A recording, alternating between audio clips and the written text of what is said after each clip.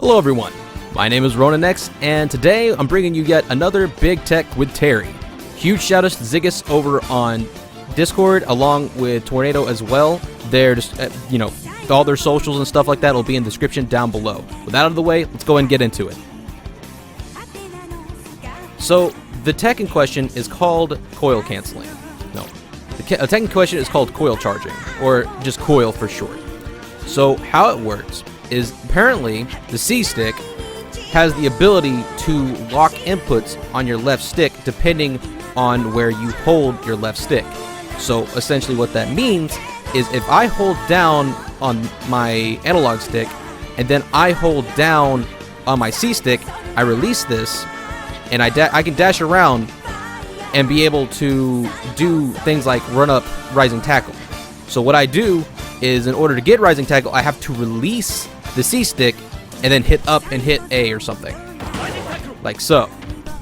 What this essentially means is that if I I can't do any of my normals. So, but what I can do, if I hold down the C-stick, let go, and dash around, it gives me the ability to run up and do rising tackle anytime I want. Okay, that's just the tip of the iceberg. What this essentially does, it makes it to where whenever you're in neutral, you can keep this charged. If you think your opponent's going to land on you, now you have easy upbeat out of shields without having to do the method I used to do, which is just do just dashing forward and just doing the half circle motion forward, kind of like crescent kick, and just holding shield.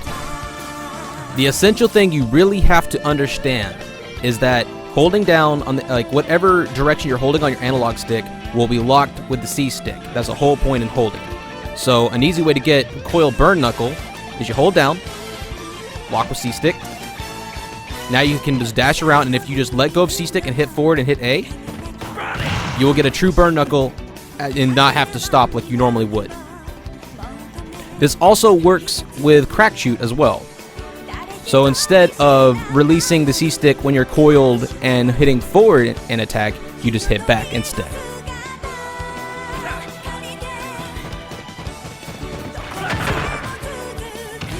This tech extends to literally every single one of Terry's specials.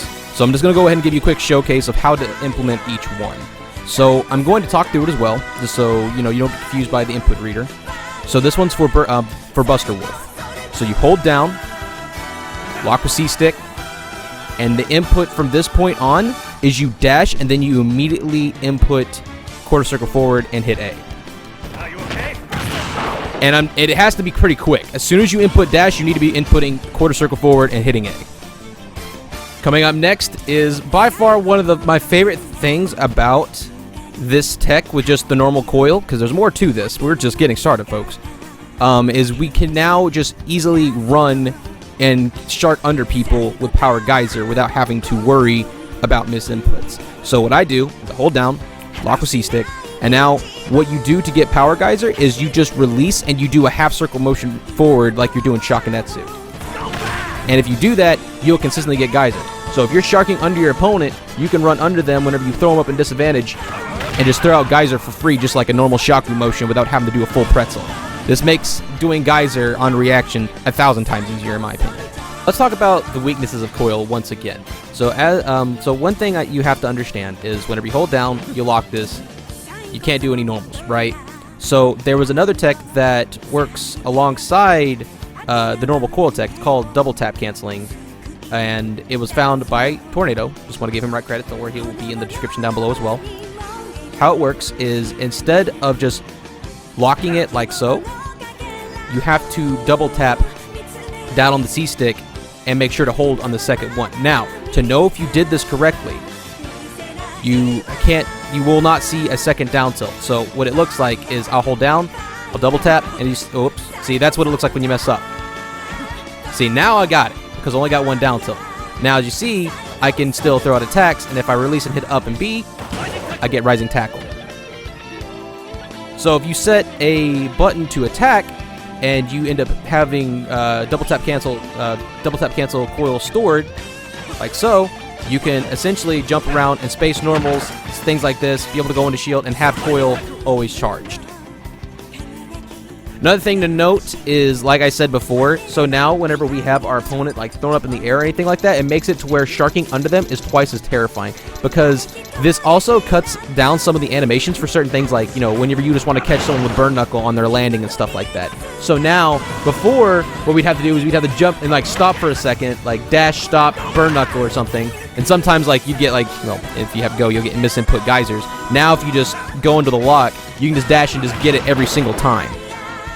So yeah, Coil helps a lot with misinputs. That's honestly the biggest part I'm seeing with this tech. Not only that, the ability to just be able to constantly keep Rising Tackle charged while you're dashing around is really, really good. Like, this is going to make our out of our shield game was already good, but like most Terry players weren't really exploiting it. But now we have a frame 5 invincible option out of shield that we can now run with in shield.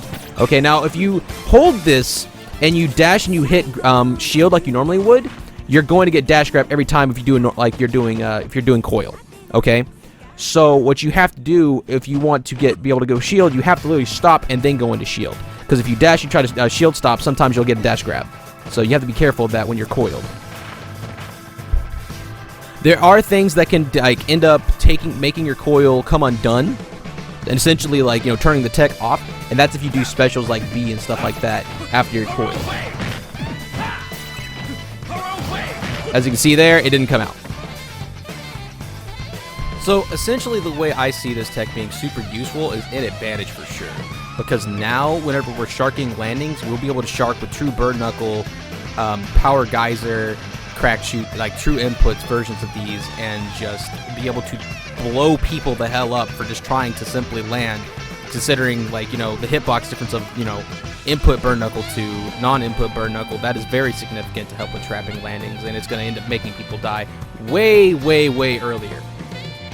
While at the same time, we're also having the ability to be able to like shark under them, and if they see like they're jumping out of hit stun, now we can just follow them in the air wherever they're going, and we can actually anti-air them way easier now. Because before, whenever you wanted, like, you know, you wanted to go for an anti-air like rising tackle to call out, like, say, a snake trying to, like, you know, fly high into the blast zone, you kind of like weren't really able to fully DI and follow them because you had to hold down before. Now we can just follow them for free and just rising tackle them off the top. Another very notable point to this tech is it actually makes recovering easier now, because now you could coil rising tackle while you're in hit stun. So after I get hit by Ryu here, I can immediately be holding down, that's charged, and I can get rising tackle instantly. And the reason this is better than how we normally do it, we have full control of our DI now without having to hold it down. Like so. So, my rundown of this tech is, it's very useful and definitely worth learning. That's why I really wanted to go in depth and make sure I had an input reader to help you guys go ahead and get started when it comes to labbing this. Essentially, where you want to be using this is mostly an advantage, and like I can see it being like something good, especially if you have a shoulder button set to attack, to be able to use it in neutral, so that you kind of have certain things charged at all times, be able to throw out your normals also. It's definitely going to take some time to get built into your muscle memory, but it is very practical, especially whenever it comes to like buffering it to help you with your, like, you know, just simply like recovering or just getting like consistent go confirms. Personally, I think I'm going to learn to use this just so I don't get misinput go kill confirms and stuff like that. I haven't really messed with hit confirms quite yet. I'm messing around with it a little bit, and this could definitely extend Terry's punish game. Possibly. Whenever more of that, that information comes out, I will be updating the channel more on that. So if you guys enjoyed this video, make sure to like, comment, and subscribe. And please, please support the labbers who found this. It was Ziggus. He just got his account on Twitter. He had like no social media footprint at all till like yesterday. So if you guys would not mind, please go and give him a follow. Same thing to Tornado for finding the double tap method.